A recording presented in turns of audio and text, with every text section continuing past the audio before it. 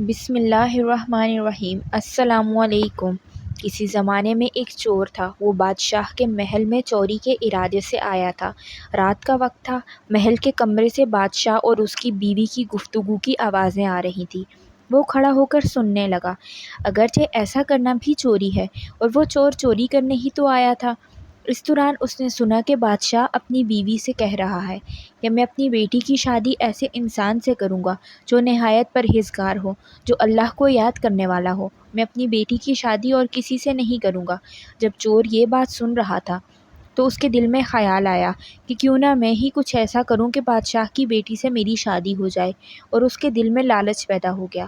وہ چوری بھول گیا اور گھر جا کر سوچنے لگا کہ میں کس طرح اس کام میں کامیاب ہو سکتا ہوں۔ تو ایک تجویز اس کی سمجھ میں آئی۔ یہ بادشاہ کے محل کے قریب ایک مسجد ہے۔ اس مسجد میں جا کر بزرگانہ لباس پہن کر وہاں دن رات عبادت میں مصروف ہو کر بیٹھ جاؤں تو بادشاہ کے پاس خبر ضرور جائے گی کہ کوئی اللہ والا ہے، پرہیزگار ہے، جو دن رات اللہ کی عبادت میں مصروف رہتا ہے۔ تو ہو سکتا ہے بادشاہ کی نگاہیں مجھ پر آ جائیں تو بادشاہ کی بیٹی سے میری شادی ہو جائے۔ یہ اس کا ایک ناپاک مقصد تھا جس کے لیے اس نے ارادہ کیا۔ پھر وہ مسجد میں چلا گیا اور وہاں نمازوں پہ نمازیں ادا کرنے لگا اور تلاوت قرآن پاک شروع کر دی۔ وقت گزرتا گیا، لوگوں میں شہرت بڑھتی گئی کہ اللہ کا کوئی ولی یہاں آ گیا ہے جو دن رات عبادت کرتا ہے۔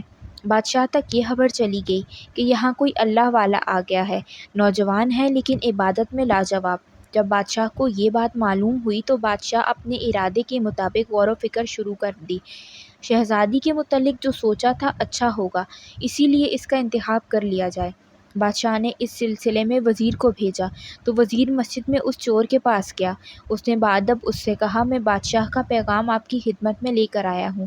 اس چور نے کہا، بولو کیا پیغام ہے؟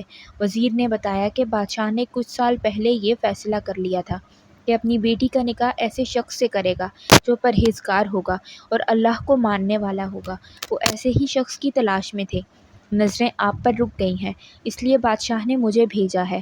آپ گفتگو کرو، اگر آپ اس کے لیے تیار ہو تو فرماؤ۔ یہ شخص جو اسی آرزو میں یہاں آ کر بیٹھا تھا، وہ کچھ دیر تو چپ چاپ وزیر کی باتیں سنتا رہا۔ اس کے بعد اس کی آنکھوں میں آنسو آنے لگے تو وزیر نے پوچھا، کیا بات ہو گئی؟ تو کہنے لگا، آپ جو آج پیغام لے کر آئے ہیں یہ پیغام مجھے منظور نہیں۔ وزیر نے کہا، آخر کیوں منظور نہیں؟ آپ کو؟ تو وہ شخص کہنے لگا کہ میں 7 سال پہلے بادشاہ کے محل میں گیا تھا، اور میں آپ کو پورا واقعہ بتاتا ہوں۔ میں اصل میں ایک چور تھا، اور ایک مرتبہ میں بادشاہ کے محل میں چوری کرنے کے ارادے سے گیا تھا۔ پھر جو کچھ وہاں ہوا اس کا مکمل واقعہ سنایا، اور مکمل سنانے کے بعد چور نے کہا، میں نے یہ سب چوری کے ارادے سے کیا تھا، لیکن جب میں یہاں آ کر بیٹھا ہوں تو خدا نے مجھے اپنا لیا ہے۔ اب ان کے اپنانے کے بعد مجھے اور کسی چیز کی کوئی ضرورت نہیں رہی۔